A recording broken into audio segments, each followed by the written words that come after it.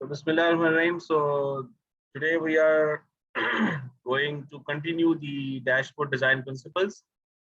आप लोगों ने जो कल असाइनमेंट सबमिट कराया वो मैंने चेक कर लिया है, मार्क्स भी लगा दिए। मार्क्स आप लोगों को मैं दे दूंगा आज आई विल गिव इट, मैं आज आपको फॉरवर्ड कर दूंगा इंशाल्लाह। Just need to write that down. तो कल की असाइनमेंट में ना वो एज एक्सपेक्टेड वो जिन बच्चों ने क्लासें अटेंड की हैं उन्होंने कुछ प्रिंसिपल्स मेंशन किए हैं, बाकी सब ने अपने लॉजिक पे ही चला है कि कलर ज़्यादा लग रहे हैं और क्लटर बहुत लग रहा है। कोई वो चीज़ नहीं है। एक एक जो है वो बीच में चीटिंग का भी कुछ लगा मुझे थोड़ा सा, maybe I was wrong, लेकिन बहरहाल मैंने नंबर तो काट लिए थे। तो ये है कि एप्लीकेशन जो है ना वो है नहीं, क्योंकि जाहिर सी बात है क्लास में नहीं आएंगे तो एप्लीकेशन तो वीडियो देखना इतना आसान काम होता नहीं है। You need to learn in the class. तो let's continue. Don't go over the top with real time data. ठीक है, रियल टाइम डेटा का प्रॉब्लम जो है एग्जिस्ट करता है वो बेसिकली आजकल आईओटी और ई कॉमर्स या फिर मेडिकल डोमेन के अंदर real time data is really catching up. ठीक है, it is being generated at a very fast pace.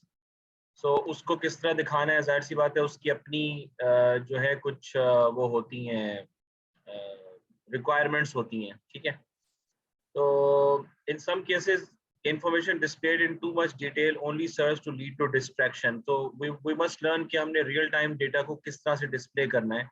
खास तौर से अगर आप IoT बेस्ड डैशबोर्ड्स बना रहे हैं तो जाहिर सी बात है उसका प्रॉब्लम ये आएगा कि the data, the dashboard needs to take time to update. You need to have a very good machine server के ऊपर जो वो रियल टाइम अपडेट डैशबोर्ड का हो। उसके लिए आपको मशीन के स्पेक्स अच्छे होने चाहिए, सर्वर मशीन होनी चाहिए कम से कम। और दूसरा फिर मसला ये है कि you can not show too much information, ये भी एक प्रॉब्लम है। ठीक है, unless you are tracking some live results, most dashboards don't need to be updated continually. Live results हो सकता है जैसे आप किसी लेबोरेटरी इन्वायरमेंट में हैं, या फॉर एग्जांपल आप कोई कंट्रोल इन्वायरमेंट में है, जैसे फॉर एग्जांपल जहां पर आपने कोई मशीन्स की मॉनिटरिंग चल रही है, तो वहां पर एक तुक बनता है कि लाइव डैशबोर्ड्स हों जो कि पर मिनट अपडेट हो रहे हों फॉर एग्जांपल, या हर 5 मिनट के बाद अपडेट हो रहे हैं, लेकिन टिपिकली डेली बेसिस पे भी अपडेट चल जाता है। ठीक है, तो real time data paints a picture of a general trend और सिचुएशन। तो ये चीज़ ऑब्वियसली हमें देखना पड़ेगा कि रियल टाइम डेटा किस कैटेगरी में। फॉर एग्जांपल अगर आप आईओटी में ये जो हमारे बच्चे प्रोजेक्ट कर रहे हैं, डिवाइसेस की मॉनिटरिंग कर रहे हैं, ठीक है, कि फ्रिज के साथ डिवाइस लगी है और फिर माइक्रोवेव के साथ डिवाइस लगी है, तो वो maybe at some point of time आपको 5-5 मिनट के बाद देखना पड़े, मे बी आप डेली बेसिस पे देख लें। प्रोजेक्ट मैनेजमेंट डैशबोर्ड जो है वो तो डेली बेसिस पे अपडेट होते हैं। ठीक है, और अगर इंटरनेशनल प्रोजेक्ट चल रहा है जो कि पाकिस्तान में बहुत जगह पे चल रहा है कि 3-4 मुल्कों में इकट्ठे मिलके एक प्रोजेक्ट पे काम हो रहा है सॉफ्टवेयर हाउसेज में, तो उसमें बाज़ औक़ात आवरली बेसिस के ऊपर भी चीज़ें देखना ज़रूरी हो सकती हैं towards the end of the project for example. ठीक है, एक और चीज़ जो हमारे उसमें आती है ज़ुमरे में वो स्मार्ट अलार्म्स हैं। तो हम डैशबोर्ड के ऊपर अलार्म्स कर सकते हैं कि अगर किसी चीज़ की कोई वैल्यू इस तरह से रीच कर जाए तो डैशबोर्ड आपको खुद नोटिफाई कर देगा कि कोई एनॉमली ऑकर कर गई है, कोई फेलियर हो गया है, किसी चीज़ का थ्रेशोल्ड क्रॉस हो गया है, एक्सेट्रा एक्सेट्रा। ठीक है, तो ये दोनों चीज़ें फिर आपके साथ साथ चलेंगी कि अलार्मिंग सिस्टम भी है और रिफ्रेश इंटरवल भी है। इसका आपको बैलेंस ढूंढना पड़ेगा आपके पर्टिकुलर एप्लीकेशन के लिए। फॉर एग्जांपल आईओटी का जो मैंने आपको मिसाल दी है, उसमें अलार्म उस वक्त रिंग करना चाहिए जब किसी डिवाइस का जो यूसेज पैटर्न है वो बहुत ज़्यादा हो जाए, एकदम से थ्रेशोल्ड क्रॉस हो जाए। ठीक है, तो वो अलार्म ट्रिगर कर जाए और उसके हिसाब से रिफ्रेश इंटरवल में भी दिन के कुछ हिस्सों में रिफ्रेश इंटरवल ज़्यादा होगा और रात के कुछ हिस्सों में रिफ्रेश इंटरवल जो है ना वो बहुत कम होगा, मैं 6-6 घंटे बाद होगा। तो ये चीज़ें आपको बैठ के कॉन्फ़िगर करनी पड़ेंगी कि क्या है। जहां तक ताल्लुक रहा सेल्स डैशबोर्ड का, तो सेल्स डैशबोर्ड तो देखिए महीनों की बात होती है, एक डैशबोर्ड महीनों में बनता है, ठीक है, महीनों को देख रहा होता है, तो वहां तो कोई ये प्रॉब्लम नहीं आती। ई कॉमर्स के अंदर ये प्रॉब्लम बहुत क्रिटिकल होता है रियल टाइम डैशबोर्ड्स का। तो गूगल एनालिटिक्स वालों ने इसको थोड़ा सा इसको केटर किया है, but that is not an e commerce solution. Google Analytics तो सिर्फ आपको ये बताता है कि वेबसाइट ट्रैफिक कितनी आ गई, कितने विजिटर्स कहाँ बैठे हुए हैं। लेकिन उसके अलावा बहुत सारे ई कॉमर्स के पैरामीटर्स हैं जो फॉर एग्जांपल वो अली आमिर ने जो डैश अपना वेयर हाउसिंग के प्रोजेक्ट में किए थे, तो ई कॉमर्स एक अच्छा खासा लंबा सिनेरियो है। अगर आप अपना बिजनेस ऑप्टिमाइज करना है तो आपको अच्छे खासे केपीआईज को मॉनिटर करके उनको ऑप्टिमाइज करना पड़ेगा और प्रिडिक्शन भी करनी पड़ेगी इसको। तो वो इतना आसान काम नहीं है, तो उसके लिए एक डैशबोर्ड ऐसा बनाना जिसके थ्रू वो काम हो जाए, वो एक मुश्किल काम है।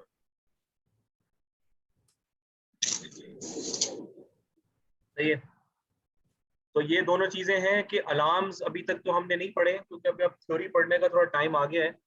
तो अलार्म्स भी इम्प्लीमेंट किए जा सकते हैं और रिफ्रेश इंटरवल भी आप उसको आप इम्प्लीमेंट कर सकते हैं, वो तो खैर सर्वर साइड पे होगा, ठीक है। तो फॉर एग्जांपल ये एक रियल टाइम डैशबोर्ड है जिसके अंदर आपका you are showing the visitor to lead ratio. यानी विजिटर वो होता है जो कि वेबसाइट का विजिट करे, लीड वो होती है जो कि पोटेंशियली जिसको आप कस्टमर बना सकते हैं, ठीक है, जिसको आप मार्केटिंग कर सकते हैं, उसको हम लीड कहते हैं, कि जिसको हम आइडेंटिफाई करते हैं कि दैट समवन जो कि यू नो दैट समवन जिस जिस जो हमारा पोटेंशियल कस्टमर बन सकता है, इसका इसका इसका पैटर्न बड़ा अच्छा आ रहा है एंड सो ऑन। तो अभी हम टारगेट मीट कर रहे हैं यहाँ पे, और ये चीज आप देखेंगे स्पार्क लाइन है, और इसमें ये ट्रेंड आपको बता रहा है कि क्या आपके ट्रेंड्स चल रहे हैं। यू कैन सी कि स्पार्क लाइन से आपको तीनों केसेस में यहाँ इतना कोई खास डिफरेंस नजर नहीं आ रहा। बहरहाल विजिटर्स आपके ऊपर जा रहे हैं, साइट इवेंट्स आपके नीचे जा रहे हैं, लीड्स आपकी ऊपर जा रही हैं, ठीक है। उसके बाद है लीड टू विन रेशो, नहीं जो लीड्स थे उनमें से एक्चुअल कस्टमर्स बन कितने गए। तो न्यू विन्स आपकी ऊपर जा रही हैं, न्यू बुकिंग्स ऊपर जा रही हैं, रिटेंशन जो है ना वो नीचे जा रही है, लोग छोड़ के भी जा रहे हैं, ठीक है। इसी तरह सोशल इंटरेक्शंस हैं, तो ये चीजें फिर आपको ना रियल टाइम में लेट से डेली बेसिस पे ये आपको अपडेट करनी होगी। और जैसे देखें ये डेली का ही चार्ट चल रहा है, ये वही लाइन चार्ट है जो मैंने आपको बताया था। तो फॉर्म, साइन अप, विजिट्स और विजिट टू लीड।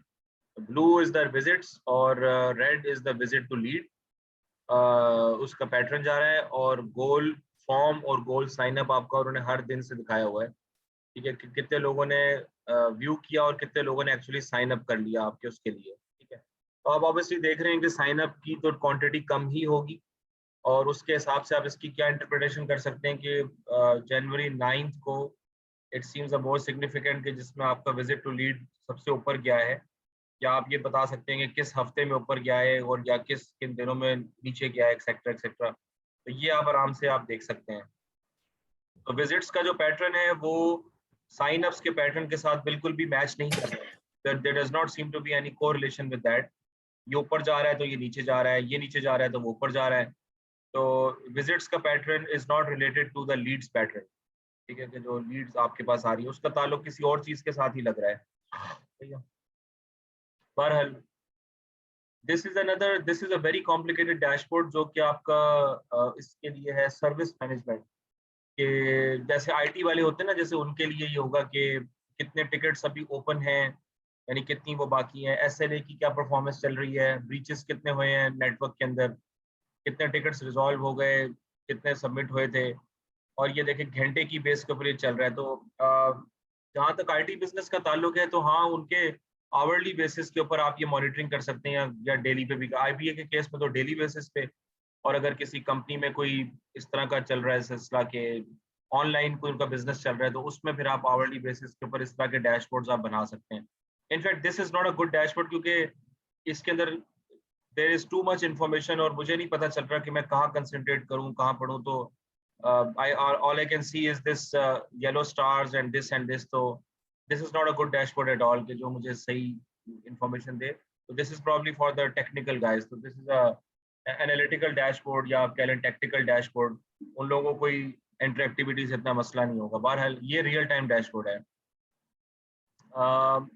या तो रियल टाइम ट्रैफिक के अंदर आप देख रहे हैं कि so this is the colour combination जो उन्होंने कॉपी किया हुआ है, जो हमने कल पढ़ा था, परसों पढ़ा था, सॉरी। और लेटेस्ट डिवाइसेस कितनी इस वक्त आपकी इस्तेमाल हो रही हैं एक्सेस करने के लिए वेबसाइट को, और डेटा सोर्सेज कौन कौन से हैं जहाँ से लोग आ रहे हैं। This is not a real time thing, पर लेटेस्ट लोकेशंस अभी करंटली कहाँ चल रही हैं, तो ये एक एक घंटे का डैशबोर्ड हो सकता है। तो द पॉइंट इज कि ये आपको, दिस इज समथिंग जो कि आपको देखना पड़ेगा। तो ये आप हर घंटे के बाद ये चीज़ें जो है ना आपकी अपडेट हो जाएंगी, व्यूज पर सेकेंड, व्यूज पर मिनट, एक्सेट्रा एक्सेट्रा। तो इसके लिए आपको रियल टाइम सिनेरियो से सोचना पड़ेगा। ये कुछ अलार्म्स हैं, अलार्म्स में भी ये आपको भी पावर बीआई में या टैबलू में अभी हमने ये काम करना है, क्योंकि ये थोड़ा सा एडवांस टॉपिक है। तो अभी तो हमने मतलब ये कि बेसिक चीज़ें सीखी हैं कि चार्ट्स कौन कौन से होते हैं, उसका क्या वर्थ होता है, विजुअलाइजेशंस क्या होती हैं, वो हमें अब अच्छी तरह पता चल गया है। ठीक है, प्लेसमेंट भी देख रहे हैं, हम गाइडलाइंस पढ़े। तो बहरहाल ये चीज़ें आपको डिज़ाइन करनी होती हैं। you can have controls on the dashboard, जिसके थ्रू आपको चीजें पता चल जाएं कि भाई कौन सी चीज क्रिटिकल हो गई, नॉन क्रिटिकल हो गई। बटन्स भी आप बना सकते हैं, ठीक है, to have such a thing. तो बहरहाल ये आपकी डिफरेंट डिवाइसेस जो प्रॉब्ली किसी क्लस्टर के अंदर हैं उनके बारे में बता रहा है कि मेमोरी यूसेज ज्यादा हो गई है, कम हो गई है, ये रेड येलो ग्रीन के जुमरे में आ सकता है। तो अलार्म्स इज ऑल्सो समथिंग जो कि आप कर सकते हैं। अब जहाँ तक ताल्लुक है सप्लाई चेन का, और वो तो सप्लाई चेन में अलार्म्स आप लगा सकते हैं इन्वेंट्री लेवल के ऊपर। सेल्स वगैरह में अलार्म लगाने की कोई जरूरत नहीं है, क्योंकि सप्लाई चेन के बिजनेस में तो सेल्स आ ही जाती हैं, ठीक है। लेकिन इन्वेंट्री लेवल इज समथिंग, या फिर कोई मैन्युफैक्चरिंग अगर पीछे से डिले हो रही है उसमें आप कुछ अलार्म लगा सकते हैं। वो भी अगर आपको पता हो कि इसका बाद में सेल्स पे क्या इम्पैक्ट होगा, उस हिसाब से आप अलार्म्स लगा सकते हैं। तो ये आपको सोचना पड़ेगा बैठ के कि अलार्म किस सिचुएशन में लगता है। और ये भी एक रियल टाइम डैशबोर्ड है कि टैंक के जो लेवल है वाटर का वो आपको बेसिकली बता रहा है। और ये बेसिकली आईओटी डैशबोर्ड है, ठीक है, कि वाटर लेवल इस वक्त कितना है। This is a drip irrigation system. Drip irrigation is a type of irrigation जो कि उसके थ्रू की जाती है, टेक्नोलॉजी के थ्रू की जाती है। स्प्रिंकलर अभी ऑन है या ऑफ है, तो आप ये डैशबोर्ड से भी आप चीज़ें कंट्रोल कर सकते हैं अपनी ना। तो मोबाइल मोबाइल के ऊपर ये चीज़ बड़ी अच्छी चल। This is not a mobile dashboard, in fact this is a desktop dashboard, PC dashboard. लेकिन you need this things on the mobile just to कि एकदम से आपको सब चीज़ों का पता चल जाए और आप कंट्रोल करें। तो हर हर 3 मिनट के बाद या हर 10 मिनट के बाद ये चीज़ अपडेट होनी चाहिए as far as drip irrigation is concern, कि पानी कितना रह गया, आप कितना रह गया। तो ये चीज़ें तो अब हमारे घरों में भी आ रही हैं और कंपनीज के अंदर भी आ रही हैं।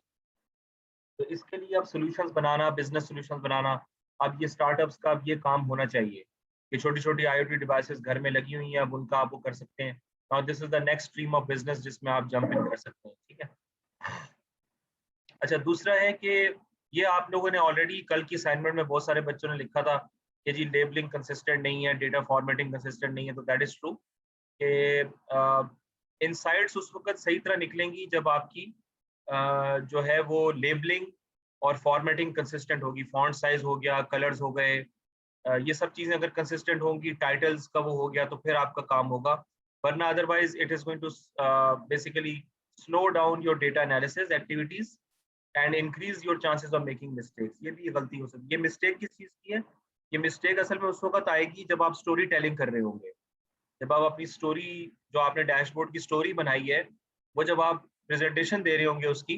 तो इन सब चीज़ों की वजह से अगर आपने इन चीज़ों का ध्यान नहीं रखा तो you can possibly make some mistake कि ये कौन सा चार्ट था या इसका क्या मतलब था। अगर आपने एक्सेस के लेवल्स वगैरह नहीं ऐड किए तो ये आप उसमें फिर बता सकते हैं कि गलती हो सकती है, ठीक है। तो it can also easily confuse you when you are giving the presentation. तो ये हमें वो चीज़ है जो कि हमें लाजमी जो है वो अवॉइड करनी है, ठीक है। तो फॉर एग्जांपल आप इस केस में आप देखें कि यहाँ पर जो फॉन्ट का कलर है वो बोल्ड है और इसका फॉन्ट टाइप और है।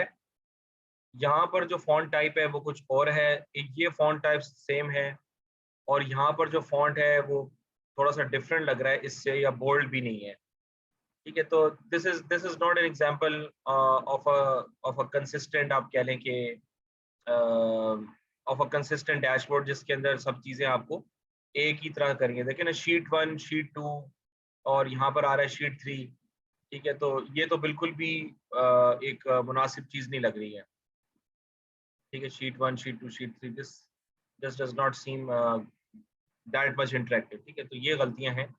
और यहाँ पर जो है वो आप ये समझ लें कि इनकंसिस्टेंट टाइम पीरियड है। तो फॉर एग्जांपल यहाँ पे आपने लिखा हुआ है लास्ट 90 डेज, ठीक है, लेकिन जो डेट चल रही है वो चल रही है 21 अक्टूबर से 23 दिसंबर तक। तो अक्टूबर, नवंबर और दिसंबर, तो ये 2 महीने का डेटा है, हालांकि आपने लिखा हुआ है कि 90 डेज, ठीक है। तो ये इस तरह की इनकंसिस्टेंसीज जो है ना वो ऑकर कर सकती हैं अगर अगर आप इसका वो ध्यान न रखें, ठीक है।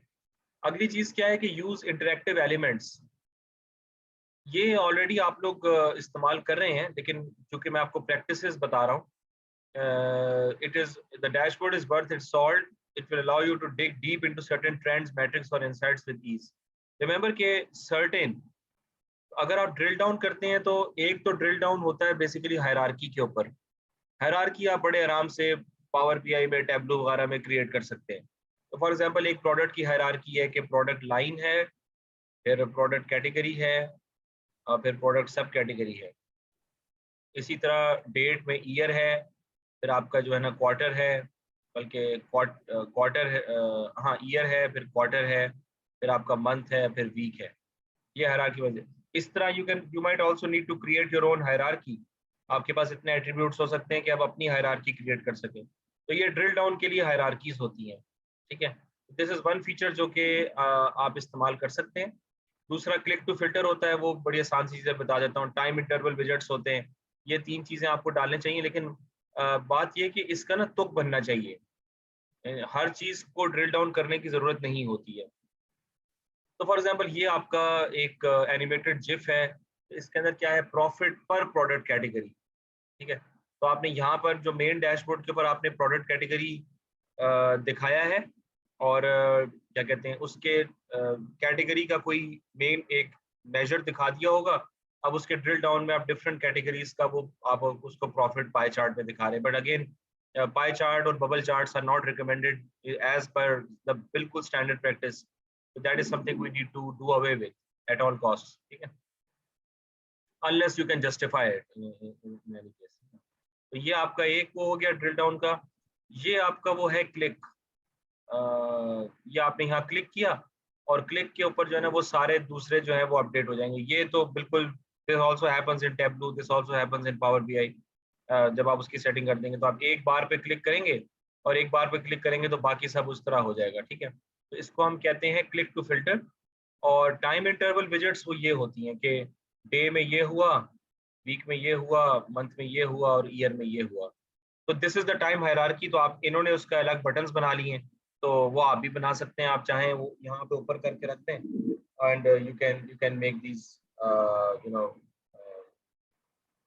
You can have these buttons as given. तो पावर बीआई वगैरह में तो वो आपको पता है वो ऑटोमेटिकली कर देता है, लेकिन आपकी अपनी मर्जी है कि आप किस तरह करते हैं, क्योंकि देयर माइट बी पीपल जो कि आपकी ऑडियंस में ऐसे लोग हो सकते हैं कि जो ये काम नहीं करना चाहेंगे खुद, ठीक है, और कुछ ऐसे लोग होंगे जो करना चाहेंगे। तो आपको दोनों को बेसिकली साथ लेके चलना है। तो दोनों के लिए आपको अलग अलग फिर डैशबोर्ड्स बनाने पड़ेंगे, जो हमने परसों बात की थी कि सबसे पहला काम यही है कि अपनी ऑडियंस को आप समझें, अपने प्रॉब्लम को समझें कि भाई किस प्रॉब्लम को सॉल्व किया जा रहा है, और आपकी ऑडियंस क्या है, उनकी चाहत क्या है, वो क्या देखना चाहते हैं।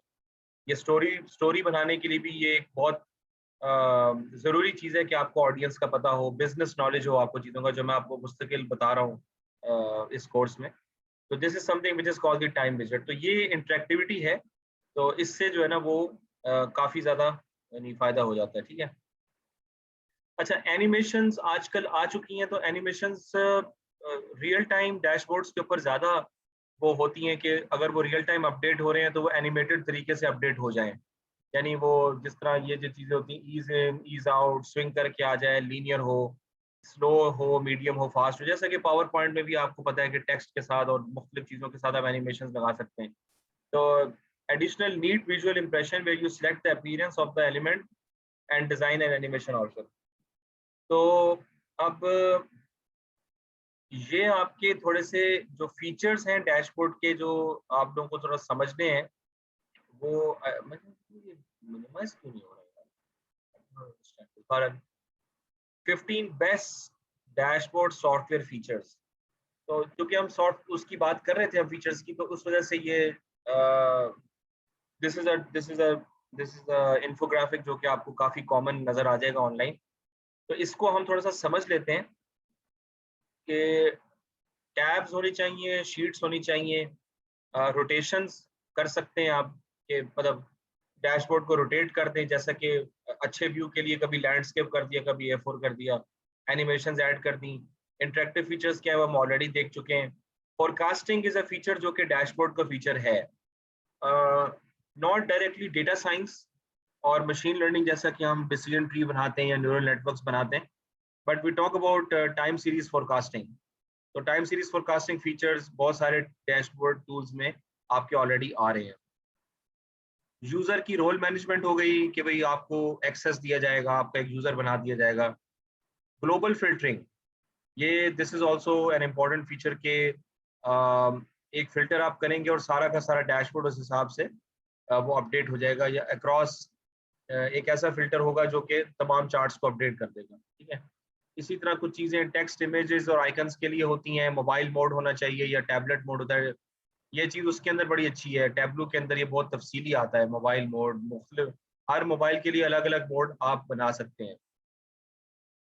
You can choose to have custom fields, जो कि उसमें डैक्स क्वेरीज से आप बना सकते हैं कैलकुलेटेड मेजर्स और कैलकुलेटेड कॉलम्स, तो वो आप अपनी कस्टम फील्ड्स बना सकते हैं।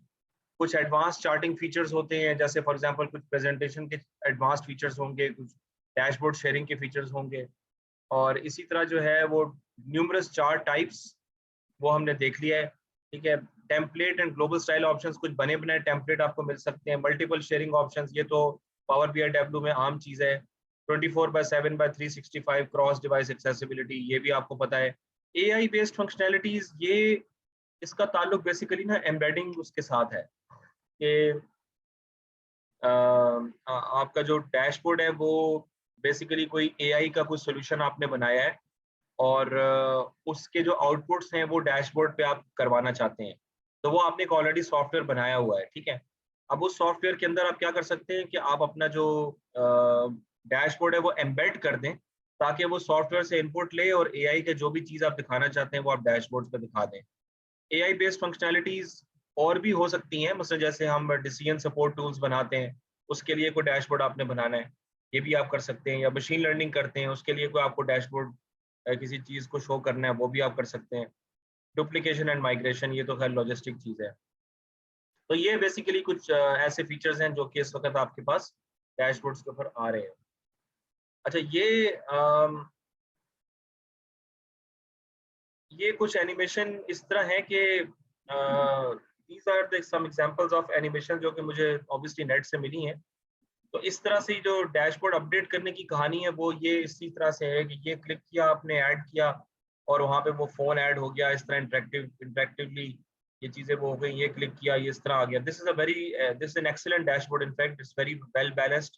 इसमें स्पेसेस हैं और कलर कॉम्बिनेशन बेस्ट है। आप देख रहे हैं कि ब्लैक ओवर रेड और ब्लैक ओवर पिंक और ब्लैक ओवर ग्रीन और black over yellow, black over blue, ये चीज़ें काफ़ी ज़्यादा इस वक्त में इंटरेक्टिव है। लेकिन ये बेहतरीन डैशबोर्ड है, इसमें 3 पेजेस हैं और सब चीज़ें इसमें सही लग रही हैं। ठीक है, तो ये इस तरह आपका रन टाइम पर आप अपडेट भी कर सकते हैं। ठीक है, ये बेसिकली UI UX डिज़ाइनर्स के लिए इस तरह आप कर सकते हैं कि ये आपका एक्सरसाइज का आ रहा है कि स्टेयर्स पे कितना चढ़ पाए, वर्कआउट क्या हुआ, कैलोरीज कितनी बर्न हुई, या कितने % सीढ़ियाँ चढ़ ली, या कितने % वर्कआउट कंप्लीट हो गया, टोटल एक्टिविटी टाइम। तो आई डोंट नो, जैसे जैसे आप वॉक करते जाएं, सेंसर्स हो, तो सेंसर्स के थ्रू आपका डैशबोर्ड भी अपडेट होता रहे। तो दैट सीम्स वेरी डिफिकल्ट, क्योंकि रियल टाइम में ये चीज़ें करना, इसमें आपको काफ़ी ना वो प्रोसेसिंग स्पेस चाहिए, रिसोर्सेज ज़्यादा चाहिए। तो लेकिन बहरहाल इसको ट्राई करने में कोई हर्ज नहीं है, इसको ट्राई करने में बिल्कुल कोई हर्ज नहीं है कि IoT वाले जो लोग हैं उनको इस चीज़ के बारे में ज़रा ज़्यादा ख्याल रखना पड़ेगा, ये एनिमेशंस वगैरह का। ठीक है, पर ये this is the third example of the animation.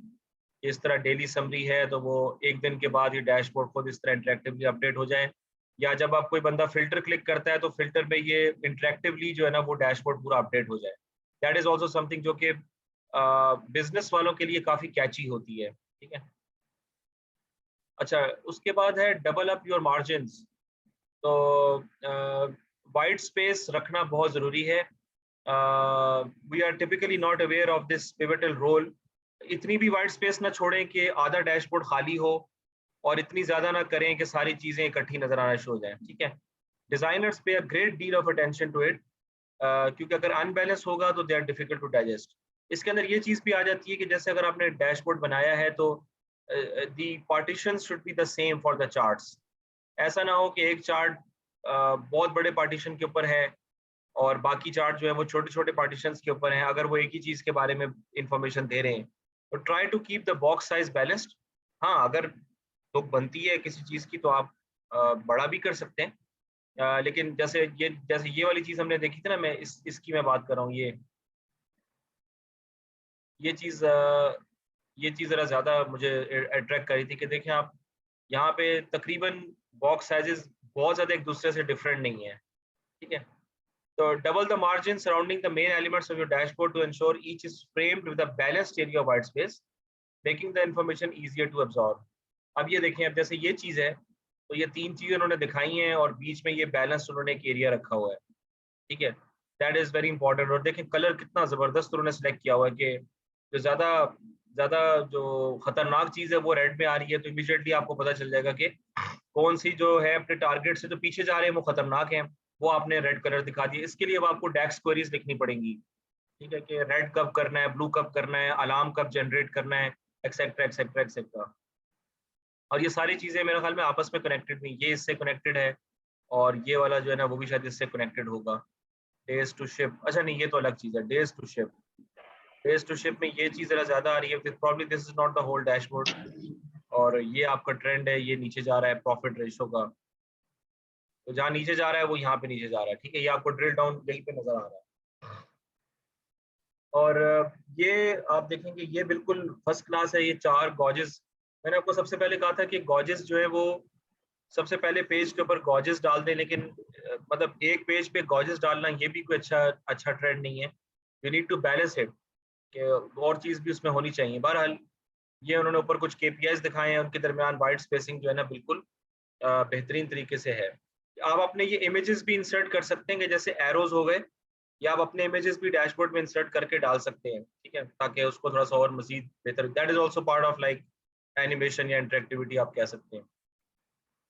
ये टैब्लू में बता रहे हैं, टैब्लू के अंदर आप इस तरह की ये सेटिंग कर सकते हैं, उसके जो टैब के अंदर ना, ये यहाँ पे लेआउट टैब होता है, तो उसके अंदर आप ये करके आप इसकी आराम से जो है वो बता सकते हैं कि मतलब उसको उसको लेफ्ट मार्जिन राइट मार्जिन, जैसा कि वर्ड डॉक्यूमेंट में भी होता है, तो ये आप ऊपर नीचे से कर सकते। ऑल साइड्स इक्वल मिटा के आपने अपनी तरफ से वो ठीक कर लिया तो it becomes very easy. I am sure कि पावर बीआई के अंदर भी ये इस तरह की एक चीज होगी। अच्छा, ऑप्टिमाइज फॉर मल्टीपल डिवाइसेस, क्योंकि इस केस में जो है ना वो आजकल जो people mostly are expected to use mobile और टैबलेट्स, खास तौर पे जो ई कॉमर्स के लोग हैं या आईओटी के जो मॉनिटरिंग कर रहे हैं वो।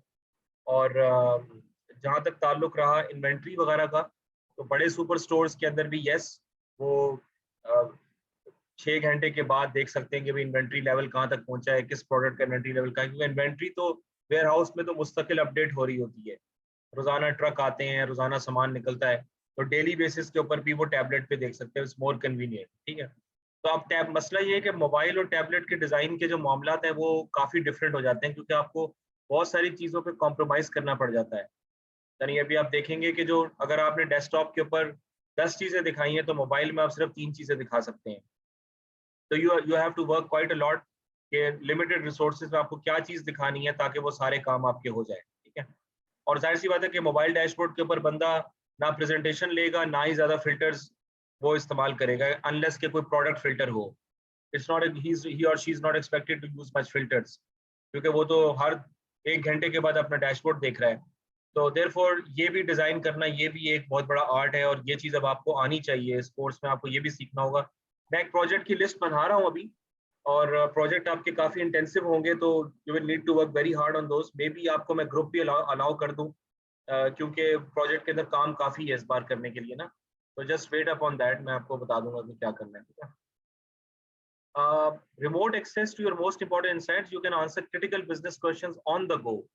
आजकल तो जमाना है ही इस चीज का ना, तो हमारे यहाँ पाकिस्तान में शायद इसका जमाना नहीं है, पता नहीं, मुझे नहीं पता पाकिस्तान में लोग मोबाइल बीआई कितना इस्तेमाल कर रहे हैं।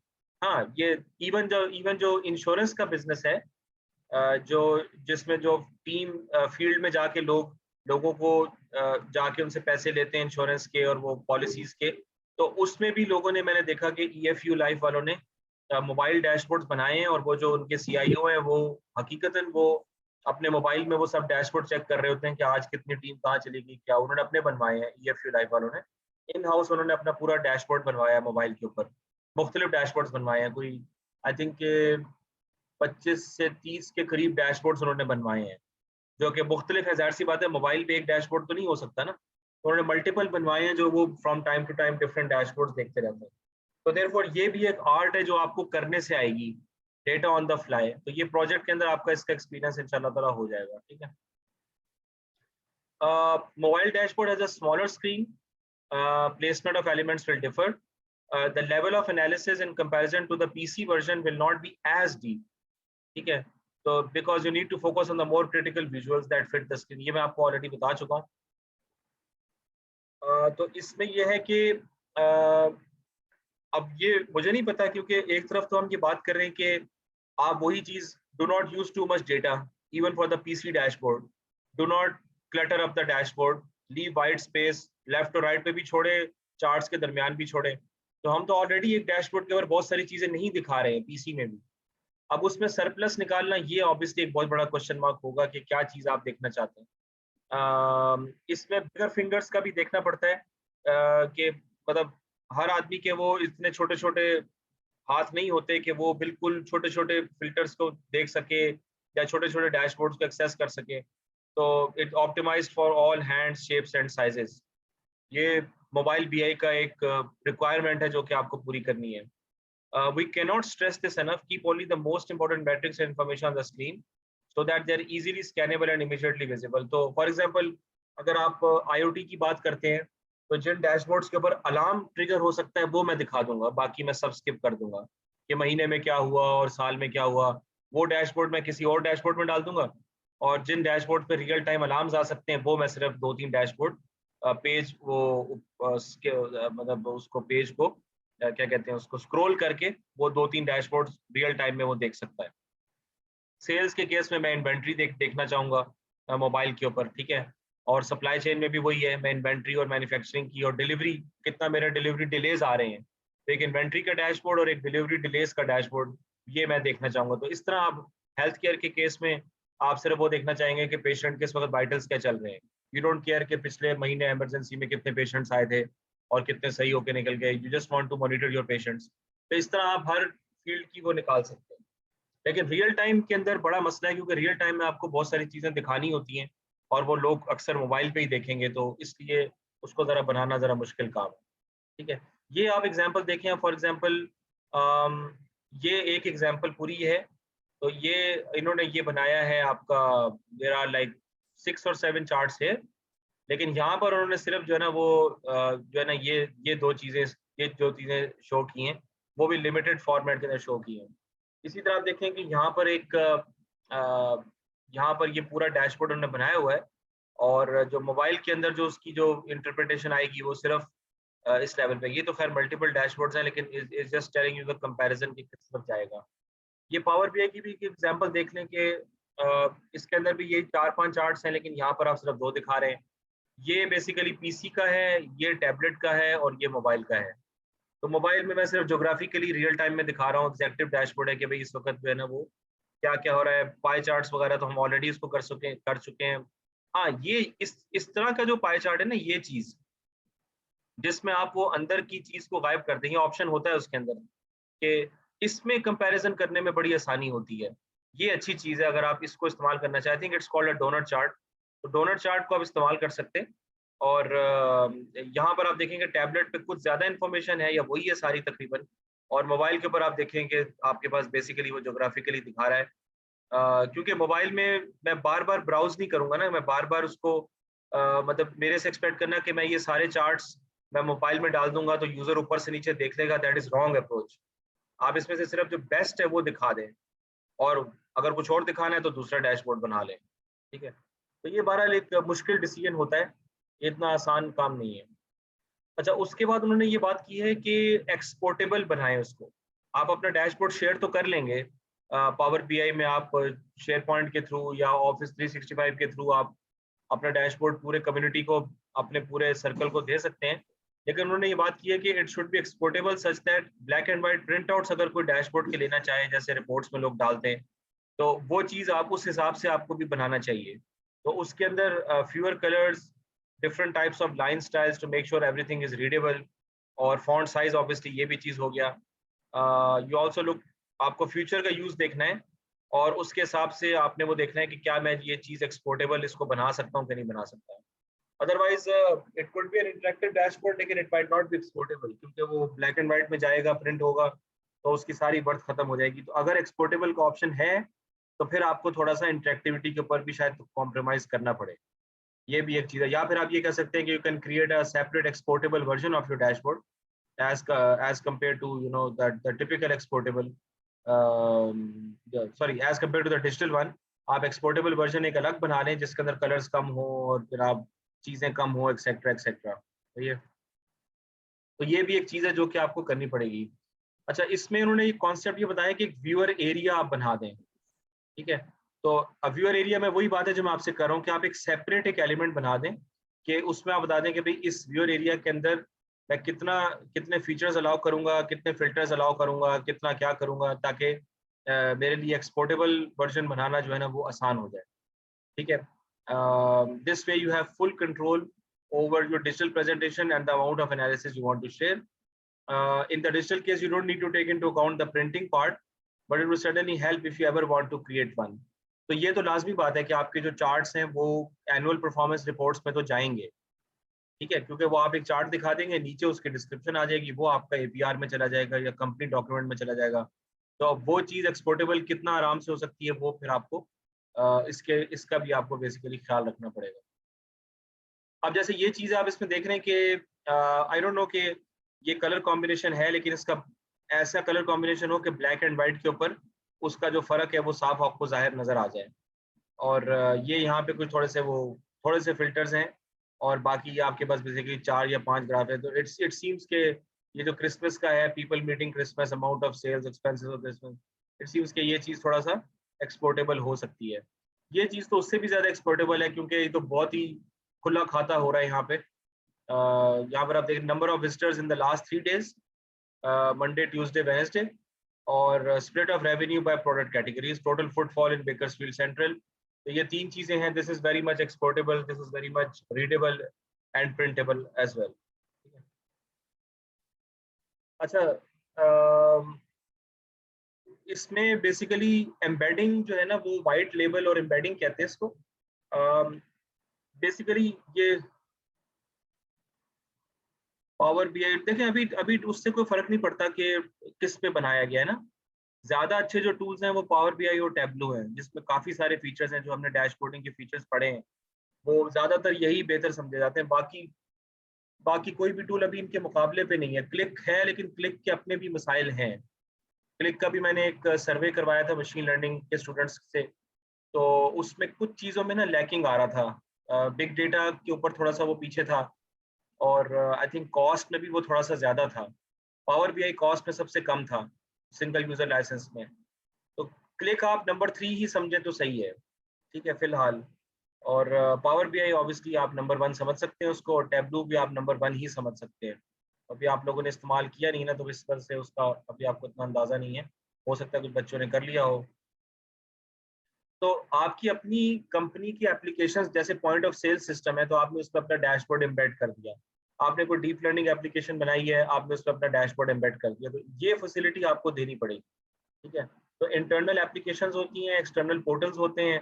जैसे फॉर एग्जांपल सैप का पोर्टल है, तो सैप के पोर्टल के अंदर जो है ना वो क्या है कि आप अपना डैशबोर्ड एम्बेड कर दें।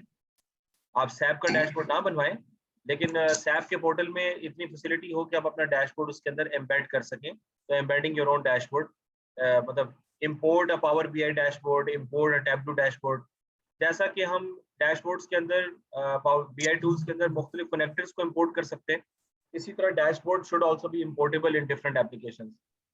पब्लिक वेबसाइट्स हैं उसके अंदर आप अपना डैशबोर्ड एम्बेड कर सकते हैं, कमर्शियल प्रोडक्ट्स हैं उनके अंदर आप एम्बेड कर सकते हैं। तो बेसिकली आप ये चाहेंगे ना कि जो भी आपका अपना डैशबोर्ड आपका अपना प्रोडक्ट होगा, basically it's not a dashboard, it becomes your own product. तो आप अपना प्रोडक्ट क्रिएट कर सकते हैं, उसके अंदर आपकी जो कंपनी की एप्लीकेशन है उसका कंपनी लोगो होगा, आपके अपने कलर स्टाइल्स होंगे, ब्रांड की अपनी रिक्वायरमेंट्स होंगी, वो सब चीज़ों को मद्देनजर रखते हुए अपना डैशबोर्ड बनाया और उसको कंपनी के फॉर्मेट के ऊपर एम्बेड करवा दिया। सही है, तो ये चीज़ भी आपको जरूरत पड़ सकती है। और ये basically this is what you want to do if you want to develop BI product. अगर आप BI प्रोडक्ट बनवा रहे हैं तो ये बेसिकली आपको उसका जो एम्बेडिंग का जो पार्ट है आप उसको देखना पड़ेगा कि एम्बेडिंग से होता ही है कि आप बेसिकली अपने एप्लीकेशन को एक प्रोडक्ट में कन्वर्ट कर देते हैं। ठीक है, तो आपने एक डैशबोर्ड बना लिया, फिर आपने एक अलग से सॉफ्टवेयर क्रिएट किया जो कि आपका अपना BI का सॉफ्टवेयर है, और अपना डैशबोर्ड आपने उसमें एम्बेड कर दिया। ठीक है, तो it becomes a software, it becomes your own product. तो यही नजरिया आप लोगों को भी रखना चाहिए। So this ensures that access to the analytical processes is completely done within the existing system application. इस पे security ensure हो जाती है। So mostly वो users यही चाहेंगे कि भाई अंदर ही अंदर सब कुछ कर लो। सही है, तो आपको फिर उनको सॉफ्टवेयर्स के साथ अपना काम है एम्बेड करना पड़ेगा। If you are a new person, जो आप BI का इनिशिएटिव लॉन्च किया है या BI पे नया नया काम है या डैशबोर्ड्स बन रहे हैं, तो it should not be a separate application, it should be with in the application of the company. ठीक है, तो ये चीज़ है। अब जैसे फॉर एग्जांपल आप ये देखें कि इसके अंदर जो है वो, हाँ ये अब आप यहाँ देखें कि यहाँ रिपोर्ट्स हैं, ओवरव्यू, यूजर्स, अकाउंट्स और रिपोर्ट्स। अब रिपोर्ट के अंदर आपने अपना डैशबोर्ड जो है ना उसको आपने बेसिकली एम्बेड कर दिया। अब ये एम्बेडेड डैशबोर्ड ये है कि जैसे ये आपकी पूरी एप्लीकेशन यहाँ पे जो है चल रही है, this is your whole application, ये आपका लेफ्ट मेन्यू है, और उसके अंदर जब आप जनरल पे क्लिक करेंगे तो यहाँ पर आपका पूरा डैशबोर्ड जो है ना वो अपलोड हो जाएगा। ये मेरे ख्याल में टैबलू का तो मुझे नहीं लग रहा। ये देखें, ये वो चीज़ें जो मैंने आपको परसों बताया था, अप्स एंड डाउन्स आप कर सकते हैं। ये आपको alarms, these are the threshold crosser, ये अलार्म है बेसिकली। ठीक है, this is a type of alarm जो कि आपको प्रोग्राम करना आना चाहिए। This is another one, this is a sort of, ये जरा थोड़ा सा अजीब से लग रहा है, लेकिन बहरहाल sales performance report by time, break down by month, ये तो सारे डैशबोर्ड्स ही लग रहे हैं, कनेक्ट टू माय डेटा। लेकिन जैसे कि पावर BI है, तो पावर BI बेसिकली एक टूल है, एक पूरा एनवायरनमेंट है जिसके अंदर आप अपने डैशबोर्ड्स बना सकते हैं। तो इसी तरह की वो बात बेसिकली कर रहे हैं। ठीक है, अच्छा, विजुअलाइजेशन मिस्टेक्स जो है ना वो उनको हमें अवॉइड करना जरूरी है, क्योंकि हमारा मकसद ये है कि हम विजुअल परसेप्शन को अगले लेवल तक लेके जाएं। पहले तो बेसिकली पहले ज़माने में जो 15 साल पहले डैशबोर्ड्स होते थे वो सारे स्टैटिक होते थे, उसमें एनिमेशंस का और इस तरह की चीज़ों का, ये जो आजकल आप रिबन चार्ट वगैरह और वाटरफॉल चार्ट, ट्री मैप्स और ज्योग्राफिकल मैप्स, उस वक्त का तो ये कोई कॉन्सेप्ट इतना नहीं था। और बेसिकली लोग एक्सेल पे डैशबोर्डिंग किया करते थे उस जमाने में, 1990s में, 2000 2004-5 तक एक्सेल के ऊपर ज़्यादा लोग काम कर रहे हैं, आज भी कर रहे हैं। ठीक है, तो it's not, it needs to be communicated effectively. तो विजुअलाइजेशन मिस्टेक जो है ना वो 3-4 हैं, तो उसमें फेल्ड कैलकुलेशंस। तो अगर फॉर एग्जांपल कोई ऐसा मामला है कि आपने नंबर्स को इस तरह डिस्ट्रीब्यूट किया हुआ है कि जो भी जो भी यूजर सिलेक्ट करेगा, whatever the user selects, the number should add up to 100। और अगर आपने यूजर्स को चेक बॉक्सेस वगैरह दिए हैं, तो चेक बॉक्सेस का तो मतलब है कि वो मल्टीपल ऑप्शंस भी सिलेक्ट कर सकता है, लेकिन कुछ भी हो उसका टोटल जो है सिलेक्शन का वो 100 बनना चाहिए। तो इसके लिए वो फिर आपको इंश्योर करना पड़ेगा कि ऐसा ना हो कि वो 6 चीज़ें सिलेक्ट कर ले और टोटल आ रहा हो 110। ठीक है, वो आपको उसके उसके वो लगाने पड़ेंगे, उसके आपको फिल्टर्स लगाने पड़ेंगे, डैक्स क्वेरीज लगानी पड़ेंगी टू एंश्योर कि कैलकुलेशन उस रेंज के अंदर आपकी रहे। ठीक है, ये चीज़ का प्लीज थोड़ा सा ख्याल रखिएगा। तो पाई चार्ट तो वैसे भी हमारा वो रिकमेंडेड नहीं है। एक तो ये मसला हो गया, और दूसरा क्या है, तो the wrong choice of visualisation, के नंबर्स आपने सही तरह नहीं चूज किए, विजुअलाइजेशंस आपने जो है ना वो गलत इस्तेमाल किए हैं। ये इसको आप प्लीज आसान ना समझिएगा। मेरे मेरे नजरिए में सबसे बड़ा प्रॉब्लम ये है कि आप as a BI analyst problem को ना समझे हो, अपनी ऑडियंस को ना समझे हो, और आपने स्टोरी ना क्रिएट की हो। क्योंकि जब आप स्टोरी क्रिएट करेंगे तो आप पेपर पे क्रिएट करेंगे, और पेपर क्रिएट करने पे आपको सबसे पहला काम ये करना पड़ेगा कि आपको विजुअलाइजेशंस डिटरमिन करनी पड़ेंगी कि आपने कौन सी चीज किस तरह से दिखानी है। तो this is not an easy thing, तो इसमें ट्रायल एंड एरर भी होता है। और ये भी एक विजुअलाइजेशन मिस्टेक है कि आप बहुत सारा डेटा एक ही डैशबोर्ड पे दिखा दें। जैसा कि हमने देखा था परसों जो मैंने आपको दिया था कुछ, उसमें भी यही था। तो we don't push too much data on a single chart because the viewer will not recognize the point, वो कंफ्यूज हो जाएगा उल्टा। अब फॉर एग्जांपल ये एक डैशबोर्ड है, ये आप देख रहे हैं कि जबरदस्त डैशबोर्ड है, लेकिन कलर कॉम्बिनेशन इसका बहुत खराब है, और इसके अंदर बहुत सारी इंफॉर्मेशन है जो कि हकीकत में हम ना ना इसकी स्टोरी बनाई जा सकती है इतनी आराम से। इसकी स्टोरी बनाने बैठेंगे तो आपको घंटा लग जाएगा एक्सप्लेन करते हुए कि ये डिफरेंट चार्ट्स आपस में किस तरह कनेक्टेड है। That's what the story is, कि यहाँ पे स्टार्ट करेंगे आप, यहाँ से फिर यहाँ पर लेकर आएंगे, फिर यहाँ पर लेकर आएंगे, फिर देखें जी ये हुआ, फिर देखें ये हुआ, फिर देखें ये हुआ। तो स्टोरी में भी आपको इंटरेक्टिविटी चाहिए होगी, वो भी इतना आपके लिए आसान काम होगा नहीं। बहरहाल दिस इज अनदर एग्जांपल। ये टेब्लू का डैशबोर्ड है, लेकिन ये इसमें बहुत सारी इंफॉर्मेशन दी हुई है, और फ्रैंकली मुझे लग रहा है कि कोई बच्चों के लेगो ब्रिक्स की गेम है। मुझे लग ही नहीं रहा कि ये बीआई का डैशबोर्ड है, ठीक है। तो दिस इज नॉट गुड। और यहाँ पर क्या हो रहा है, this is too much data, this is probably the wrong choice of visualisation. अब ये जो देखें, इस तरह की जो चीज होती है ना, ये जो स्टैक जो आप करते हैं, स्टैक कॉलम जो करते हैं आप, इसके अंदर मतलब ये चलो ठीक है, लेकिन इसके अंदर ज्यादा फायदा उस वक्त होगा जब आप कलर कॉम्बिनेशन सेम रखें, यानी डार्क ब्लू से लाइट ब्लू उस तरह रख लें। अच्छा, इसमें दूसरा प्रॉब्लम ये होता है कि पर्सपेक्टिव को समझना मुश्किल है। यहाँ से तो मेरे पास पर्सपेक्टिव या स्ट्रेट लाइन है, तो मैं मसलन कह सकता हूँ कि कमर्शियल लेवल के ऊपर लोन अमाउंट कितना आउटस्टैंडिंग है, ये मैं देख सकता हूँ, क्योंकि मेरे पास पर्सपेक्टिव एक ही लाइन। बाकी जो मेरे पास पर्सपेक्टिव है वो यूं चेंज हो रहे हैं, ये देख रहे हैं आप। अब मैं किस तरह कह सकता हूँ कि कौन सा ज्यादा है कौन सा कम है। तो ये मैं यू इसको मैं इस चार्ट को मैं यू एनालिसिस करके देखता हूँ, I have that in this. लेकिन अगर मैं उसको इस तरह सीधा भी देखूं तो मुझे नहीं पता कि ये ब्लू ज्यादा बड़ा है या रेड ज्यादा बड़ा है, मुझे लगता है कि दोनों बराबर है।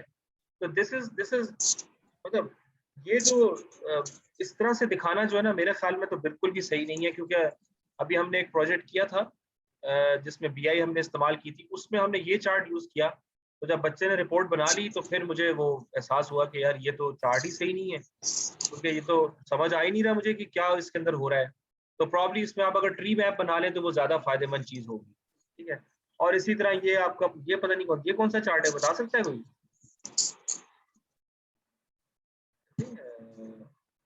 I think it's the same chart. ये नहीं, ये कुछ और चार्ट है। एवरेज डेज आउटस्टैंडिंग है, ये स्कैटर लग रहा है मुझे तो। नहीं, ये स्कैटर नहीं है। This is some sort of a this is some sort of a chart, मुझे भी इसका नाम याद नहीं आ रहा। तो बहरहाल जहाँ तक इसका ऐसा ताल्लुक नहीं रहा है। पाई चार्ट्स का, तो this seems okay to me. मुझे इस पे कोई इतना मसला भी नहीं लग रहा है इसके अंदर। लेकिन दिस स्टैक की जो है चक्कर है ना, वो मुझे इतना अभी समझ नहीं आ रहा है। मुझे this is not convenient for me to understand, because मैं ऊपर से नीचे भी सही तरह कंपेयर नहीं कर सकता, और यहाँ से यहाँ भी मुझे सही तरह पर्सपेक्टिव बनाने में मुश्किल हो रही है। तो this is definitely not the right visualisation जो कि मैं चाहूंगा कि आप इस्तेमाल करें, अनलेस कि आप खुद उसको मेरे सामने एक्सप्लेन कर सकें तो बहुत अच्छी बात है। This is again not a good practice. आप देख रहे हैं कि एक तो मुझे ये ब्राउज करना पड़ रहा है, ये मुझे स्क्रॉल करना पड़ रहा है, that is worst. That is a worst thing जो कि डैशबोर्ड पे हो सकती है, विच इज अ स्क्रोलिंग बार, ठीक है। तो ये मुझे तीनों जगह पे स्क्रोलिंग बार आ रही है, और आई मीन लेट्स से कि अगर हम स्टोरी बना सकते हैं मैप ऑफ यूएस सेल्स, अगर मैं वो क्लिक करूँ इसके ऊपर, तो उस पर्टिकुलर स्टेट का profit over time, profit by segment और प्रॉफिट बाय कैटेगरी आ जाएगा। लेकिन इनको पढ़ने के लिए फिर मुझे यहाँ पे ब्राउजिंग करनी पड़ेगी। तो this is not a good thing, जो कि this does not seam a good practice. और मुझे यहाँ पे मुझे पर्सपेक्टिव क्लियर नहीं हो रहा, ठीक है। और ये जो गाइडलाइन है ये है कि you have to evolve, because आपकी जो रिक्वायरमेंट्स हैं वो चेंज होंगी। This is the same case for data science and machine learning, कि बेसिकली पैटर्न जब चेंज होते हैं तो उसको हम कहते हैं कॉन्सेप्ट ड्रिफ्ट। कि मशीन लर्निंग में हम काम करते हैं कॉन्सेप्ट ड्रिफ्ट का। कॉन्सेप्ट ड्रिफ्ट क्या होता है कि जब मेरा इनपुट डेटा डिस्ट्रीब्यूशन चेंज हो गई है तो जाहिर सी बात है मेरी क्लास लेवल के साथ एसोसिएशन भी चेंज हो जाएगी। तो मेरा जो पुराना मॉडल था उसको मुझे लाजमी तौर के ऊपर अपडेट करने की यानी ज़रूरत होगी उस केस में ना। सो देयरफॉर डैशबोर्ड के अंदर भी बिल्कुल यही कहानी है कि आपको जो करना पड़ता है काम वो ये है कि ट्वीक करना पड़ेगा, evolve your design in response to the changes around you. इसके अंदर ये कि आप फीडबैक ले लें, यानी जैसा कि हमारे यहाँ ये होता है ना, किसी ने प्रपोजल डिफेंस करना होता है पीएचडी में, तो पहले वो मॉक प्रपोजल डिफेंस होता है, मॉक प्रपोजल डिफेंस। तो मॉक प्रपोजल डिफेंस में फीडबैक आ जाता है तो भाई फिर असल प्रपोजल डिफेंस अच्छा हो जाता है। इसी तरह मशीन लर्निंग में टेस्टिंग करने से पहले आप वैलिडेशन सेट डेटा को दे देते हैं, वैलिडेशन सेट पे आपको पता चल जाता है कि क्या परफॉर्मेंस है मॉडल की, आप ट्यून करते हैं, फिर आप टेस्टिंग को दे देते हैं। तो इसी तरह आप अपना रेगुलर इनपुट अपने टीम से ले लें कि भाई कैसा लेआउट है, फंक्शनलिटी क्या है, इसको कैसे बेहतर बनाया जा सकता है, लुक एंड फील कैसा है, etcetera etcetera. The audience is your number one consideration. It is not the interactivity on your dashboard. That's what you need to understand. और आपके प्रोजेक्ट में भी हम इसी पर्सपेक्टिव को हम सामने रखेंगे। अब ये जैसे एनर्जी डैशबोर्ड है तो इस केस में जो है ना वो it is easy to evolve in the sense के मैं ये आपको देख रहा हूँ, मैंने इसको बहुत ज्यादा क्लटर नहीं किया हुआ, तो in case I want to add something else तो मैं खैर दूसरे पेज में दिया हुआ है, if I want to add something else तो मैं इसमें दूसरी चीजें भी मैंने रखी है कि मैं डाल सकता हूँ, मैंने इतनी स्पेस रखी हुई है कि मैं दूसरी चीजें भी इसके अंदर डाल सकता हूँ। और दूसरा ये है कि आई कैन फॉर एग्जांपल मैं यहाँ पे सोलर गैस और इलेक्ट्रिक का है तो मे बी मैं वाटर का भी डाल दूँ, ठीक है, या फिर मैं कोई चीज़ हटानी पड़े तो वो मैं उसको हटा भी सकूँ, ठीक है, या मेरी कोई एक और रिक्वायरमेंट आ जाती है तो मैं कोई और केपीआई भी दिखाना शुरू कर दूँ, तो मैं इनको हटा के, इस तस्वीर को हटा के मैं और दूसरे केपीआई दिखाना शुरू कर दूंगा, ठीक है।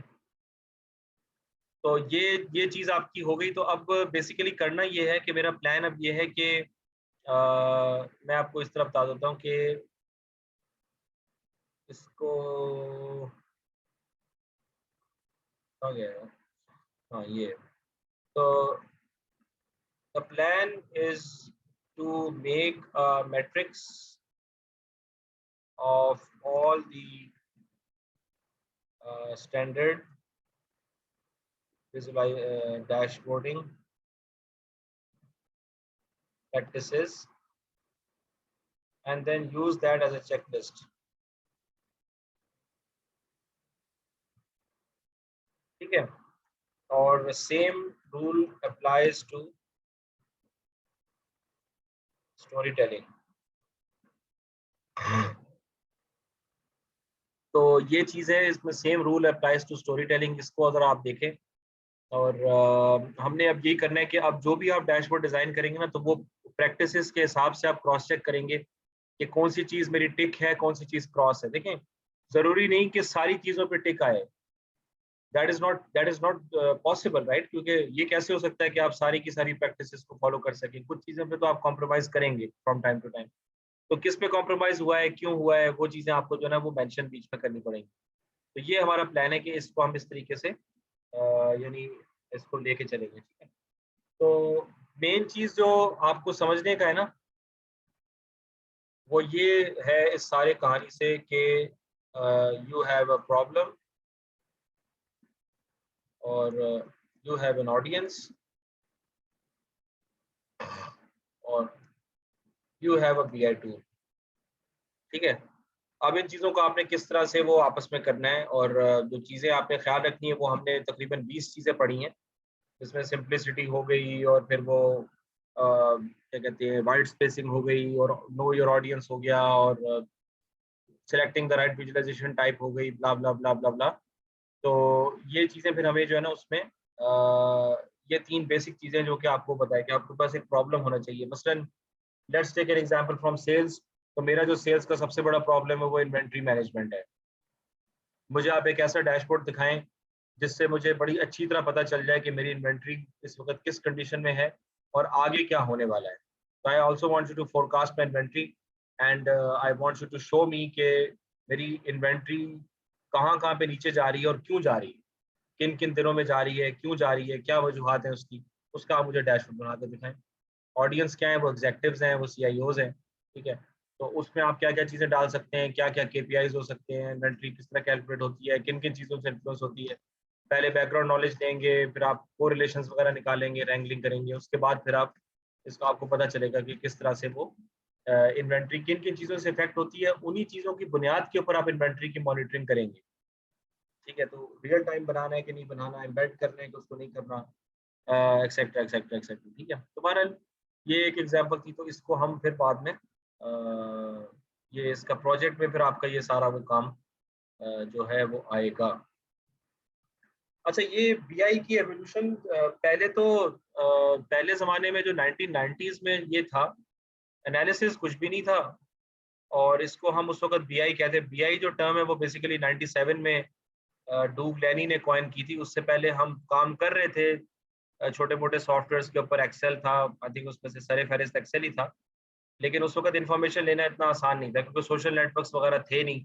बस ये ईमेल वगैरह ही था, और उसमें इतनी चीज़ें वेल डेवलप नहीं थी। फिर BI 1 के अंदर इसके अंदर ये हुआ कि it became more IT centric, computers became more economical to buy etcetera etcetera.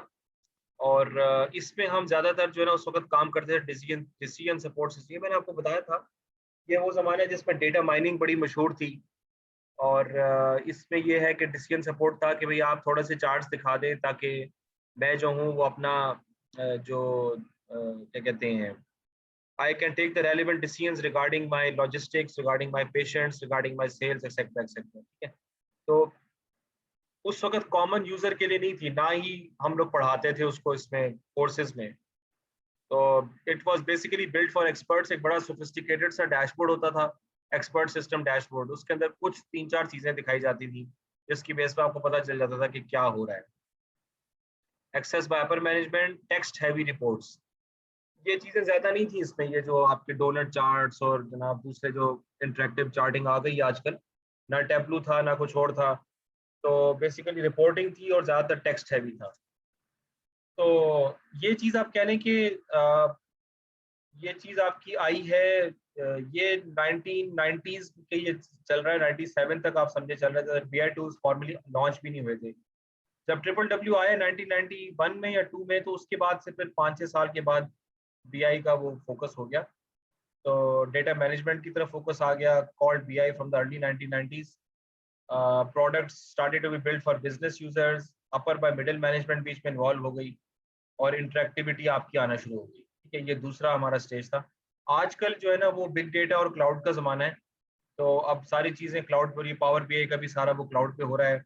Governance के इनिशिएटिव्स आ चुके हैं, और सेल्फ सर्विस BI आ गए, सारा काम आप लोग सेल्फ सर्विस कर रहे हैं। अब हमें किसी को हायर करने की जरूरत नहीं है कि हमें BI करके दे दो। अब कंपनी के अंदर IT के लोग भी आपको करके दे सकते हैं, प्रोवाइडेड ये कि उनकी एक्चुअल सही तरह ट्रेनिंग हुई हो। और ये है ऑगमेंटेड एनालिटिक्स, जो कि मैं आपको बता रहा हूँ कि इसके अंदर आप machine learning, AI, deep learning, NLP वगैरह, ये सब चीज़ों इसके आउटपुट्स भी आप डैशबोर्ड पे दिखा दो। टिपिकली बेसिकली जो बिग डेटा है ना, तो बिग डेटा के अंदर आपके पास बहुत सारी चीज़ें चल रही होती हैं। बिग डेटा का तो मतलब है कि बहुत सारा डेटा है।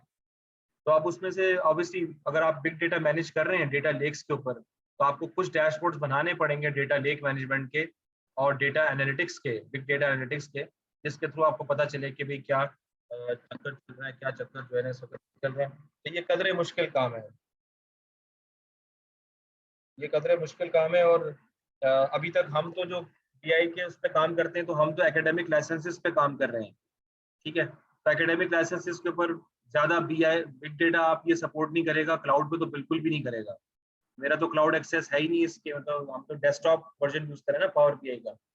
तो अगर आपके पास एक्चुअली बिग डेटा है, तो आपको पावर BI का वो हाई एंड लाइसेंस लेना पड़ेगा, जिसके थ्रू पावर BI आपका गीगाबाइट्स ऑफ डेटा एनालाइज कर सकेगा based on their infrastructure on azure.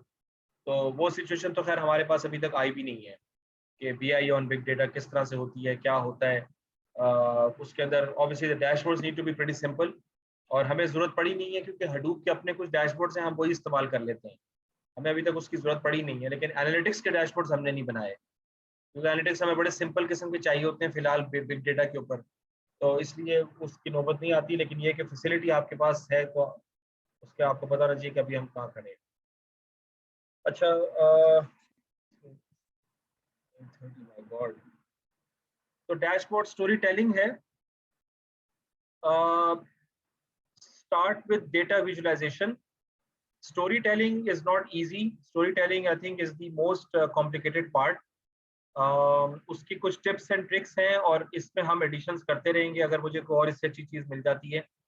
The reason I am teaching from online source is that के बुक्स जो है ना वो लेट आती हैं थोड़ा सा, ऑनलाइन कंटेंट जरा जल्दी अपडेट हो जाता है, but I will be on the look out for information जो कि मुझे कहीं और से भी मिल जाए, तो वो फिर हम उसको उस तरह से कर लें, ठीक है।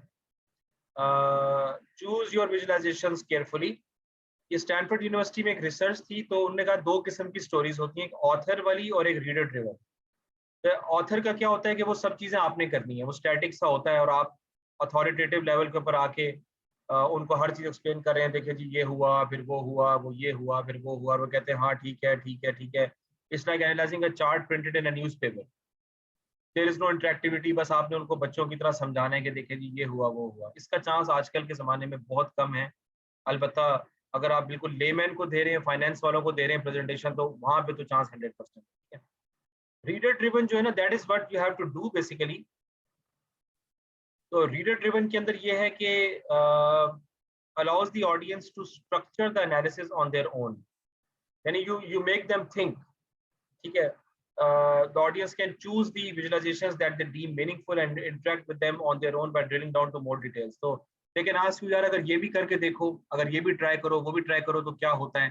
तो इस तरह से वो इंटरेक्टिविटी स्टार्ट होगी और वो अपनी स्टोरी खुद क्रिएट करेंगे कि यार मुझे अपनी स्टोरी देखनी है कि क्या है, उसके हिसाब से क्या चीज होनी चाहिए, वो आपको उस तरह से बताएंगे, ठीक है। They can reach out for insights that are crucial to them and make sense of data independent। मतलब आप उनको बेसिकली बीआई सिखा रहे हैं। यू जो allow them to play with dashboard, तो वो खुद ब खुद बीआई करना शुरू कर देंगे और साथ में आप अपनी स्टोरी सुना रहे हैं।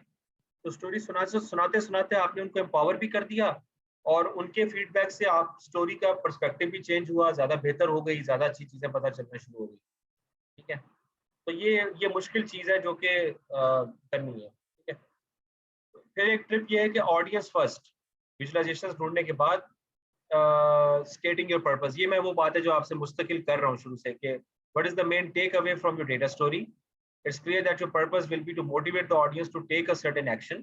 तो प्रॉब्लम क्या है जिस पर उनको एक्शन चाहिए होगा, ठीक है। तो try to think what your listeners are seeking, उनको क्या चीज चाहिए। आपका ऑडियंस का मेंबर कोई भी हो, वो आपका अपने फायदे के लिए वो आपको देखने आया है, आपकी प्रेजेंटेशन में अपने फायदे के लिए बैठा है, तो आपने उसको बताना है कि तुम्हारा फायदा इस तरह हो सकता है। ये मुश्किल काम है बहुत, ये इतना आसान काम नहीं है।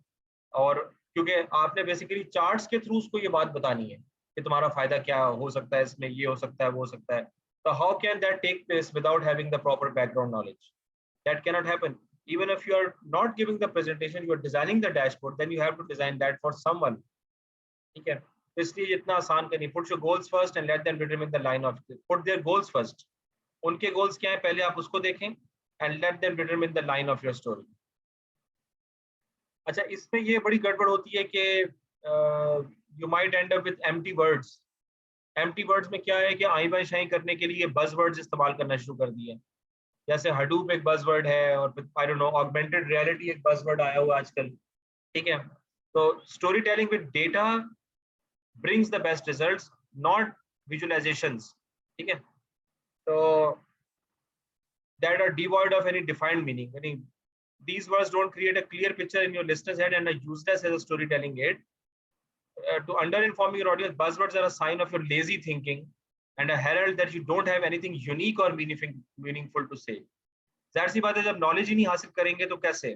Try to add clarity to your story by using more precise and descriptive narratives. अच्छा, ये कुछ मतलब बज़वर्ड्स ये आप ये इन्होंने तो इस तरह से बताया कि ये बज़वर्ड्स हैं।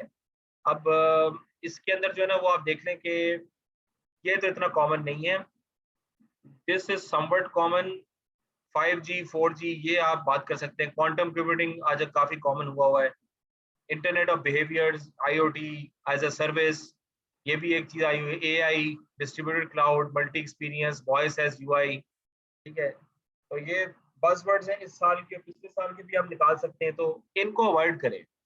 दीज आर नॉट समथिंग, मतलब आप डैशबोर्ड की स्टोरी बताते हुए एआई का नाम लेने की जरूरत भी क्या है कि जी एआई से ये हो सकता है, वो हो सकता है, ये हो सकता है।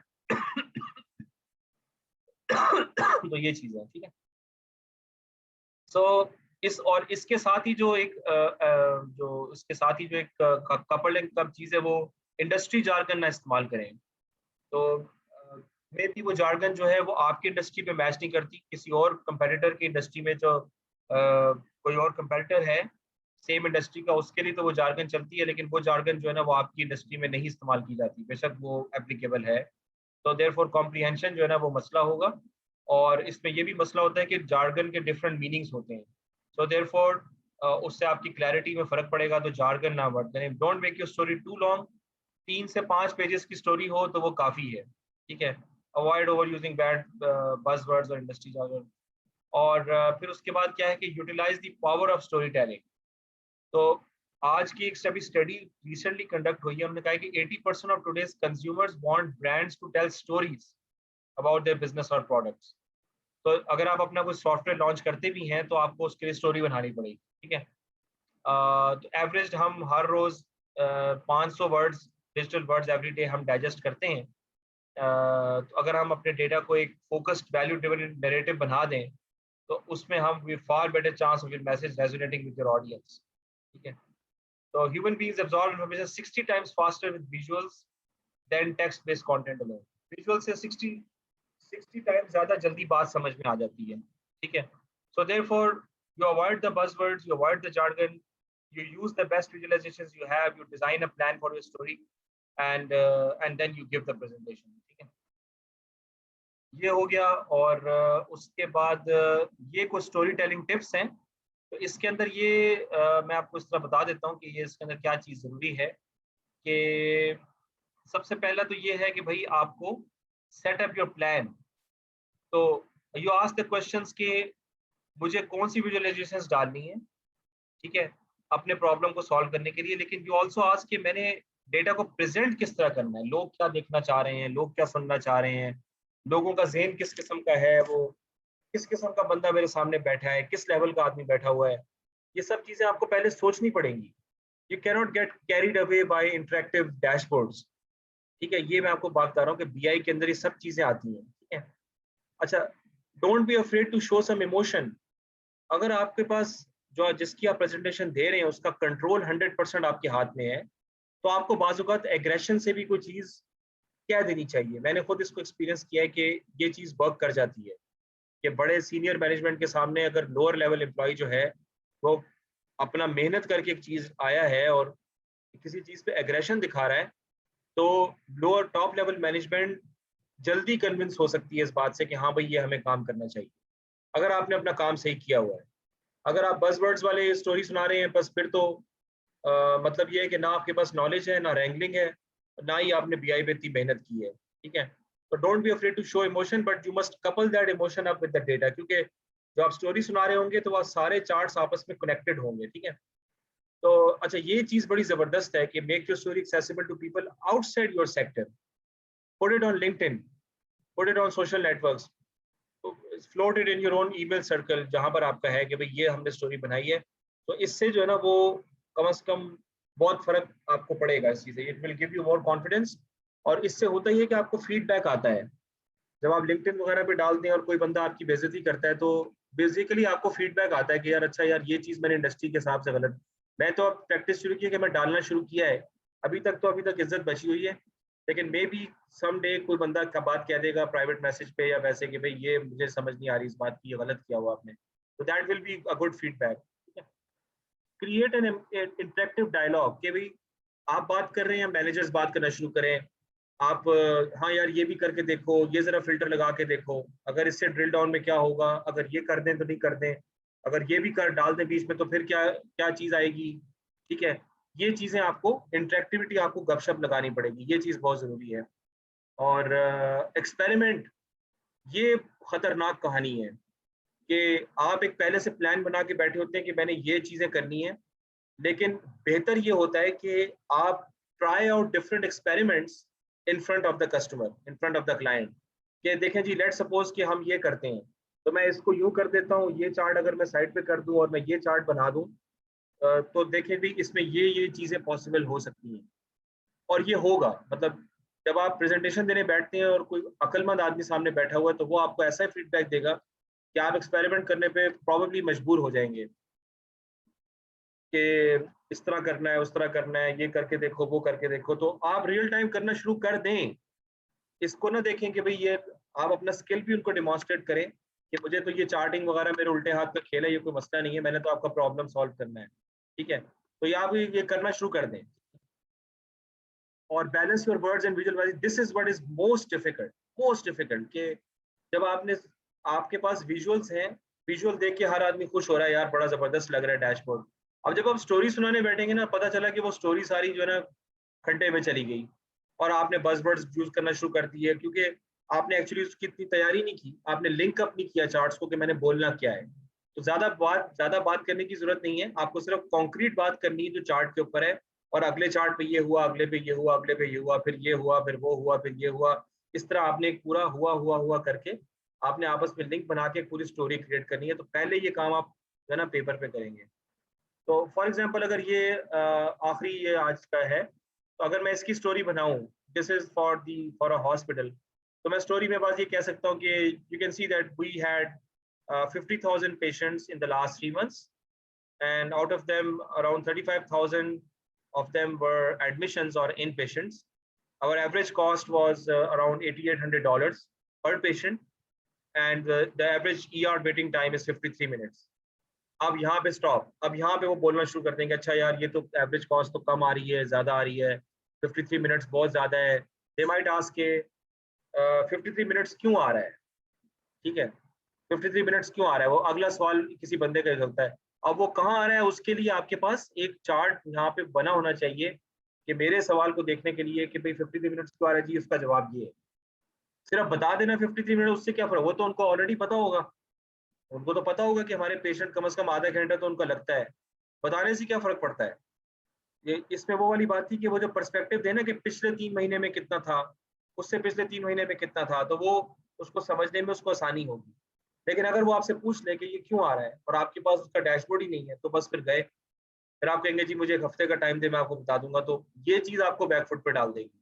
ठीक है, बहरहाल उसके बाद हम ये बात कर सकते हैं कि you can see here कि we got these 35,000 admissions, which are admission in our hospital, जो कि patients admit हुए, and the rest 15,000 are just outpatients. तो उस केस में अब एक और, you can see here कि this is from week 41 to week 52, so these are 12 weeks, and that means कि this is 1 month, this is another month, this is the other month, so this is basically October, November, December.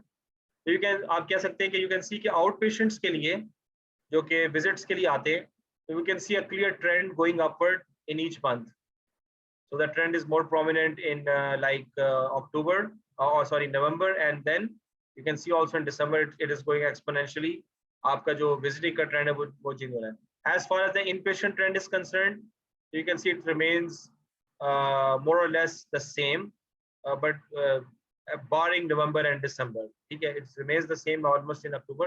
It's a slight, it's not that much high as compared to the outpatient trend. Outpatient trends are increasing exponentially till the end of the month, but the inpatient trend is not, is increasing linearly. So we can see this too. अच्छा, अब अगर वो कहें कि जी इसके बारे में कुछ और इन्फॉर्मेशन बताएं, तो यहाँ नीचे आपके पास वो आप बता सकते हैं कि यू कैन सी के इन पेशेंट ज्यादा किस में हो रहे हैं, यहाँ पे सवाल आ सकता है, तो उसका जवाब यहाँ पे पड़ा हुआ है। आउट पेशेंट्स कम किस में हो रहे हैं, तो उसका जवाब भी जो है ना यहाँ पर पड़ा हुआ है।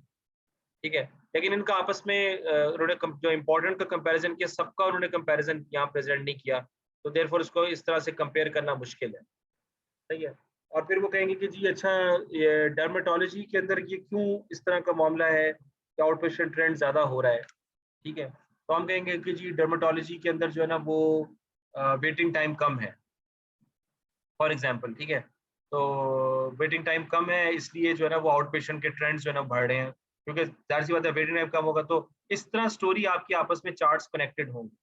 अभी तक हमने वो चीज सीखी नहीं, अभी तक तो हम सिर्फ वो चार्ट उठा उठा के फेंक रहे हैं, ड्रैग एंड ड्रॉप कर रहे हैं, अभी तो हमने स्टोरी बनाने का काम किया ही नहीं है।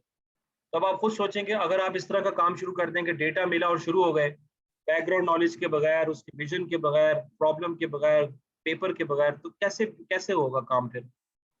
सिर्फ टूल सीख लेना तो वो तो आप वैसे भी सीख सकते हैं। तो इसलिए जो मैं आपको शुरू से बातें बता रहा हूँ ना कि आज आपको उसका सबूत मिला है और आप जितना सबूत खुद ढूंढना चाहते हैं वो आप ढूंढ लें कि प्रोफेशनली बीआई किस तरह से ऑपरेट की जाती है कंपनीज के अंदर। व्हाट एक्चुअली हैपेंस वो हमें चीज देखने की जरूरत है, and it will be different for each reason of the world. Karachi में मामला कुछ और होगा, लाहौर में कुछ और होगा, अमेरिका में कुछ और होगा, यूएई में कुछ और होगा, ब्ला ब्ला ब्ला ब्ला। ठीक है, तो बहरहाल that brings us to the end of today's presentation. ये मैंने स्लाइड्स अपलोड कर दी हैं और मैं इसको वो भी कर दूंगा। तो अभी मैं आपको 1-2 घंटों में थोड़ा छोटा सा असाइनमेंट दे दूंगा इस चीज़ के ऊपर।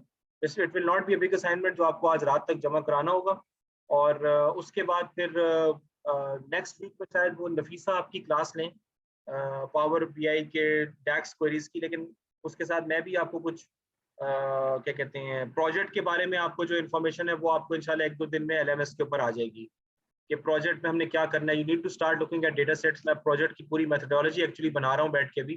वो अच्छा खासा लंबा चौड़ा काम है जो आपको 2 महीने उसमें आराम से लग जाएंगे। तो we need to start that. साथ ही साथ हम टैबलू भी शुरू कर लेंगे जब आपका डैक्स क्वेरीज का वो हो जाएगा। ठीक है, उसके अलावा अभी हमने स्टोरीज पे काम करना है। तो स्टोरीज पे जितनी हम प्रैक्टिस करेंगे ना उतना बेहतर होगा। तो उस हिसाब से मैं असाइनमेंट दूंगा। अच्छा, अभी मैं फिर आपका ना वो मैं आपको इसका स्नैपशॉट दिखा देता हूँ क्योंकि आप उसका काफी बेचैन हो रहे हैं सब।